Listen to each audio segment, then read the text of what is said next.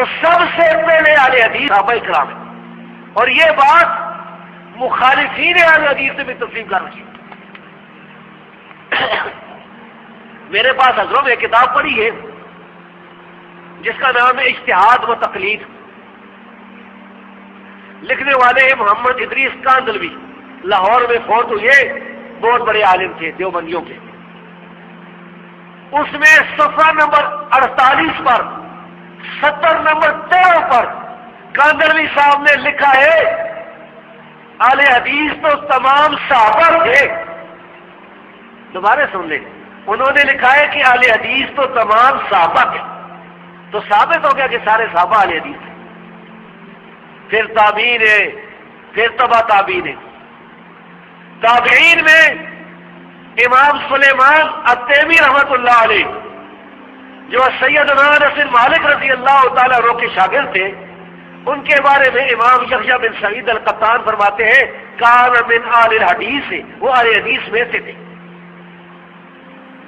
اہل حدیث کا دوسرا معنی یہ ہے کہ قرآن حدیث پر عمل کرنے والے لوگ، وہ صحیح العقیدہ مسلمان جو قرآن اور حدیث پر عمل کرتے۔ اس کی دلیل بھی ہمارے اسلاف سے ثابت ہے۔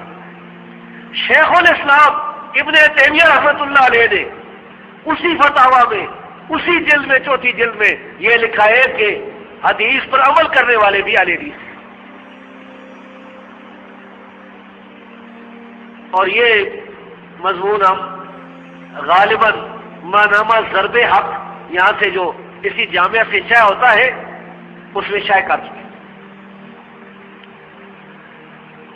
ممکن ہے کہ بعض لوگ کہیں کہ ہم ابن تیمیہ کو نہیں مانتے، تو عرض ہے کہ شیخ الاسلام ابن تیمیہ رحمۃ اللہ علیہ سے صدیوں پہلے امام احمد بن حنبل رحمۃ اللہ علیہ نے فرمایا تھا کہ صاحب الحدیث عندنا من یستعمل الحدیث،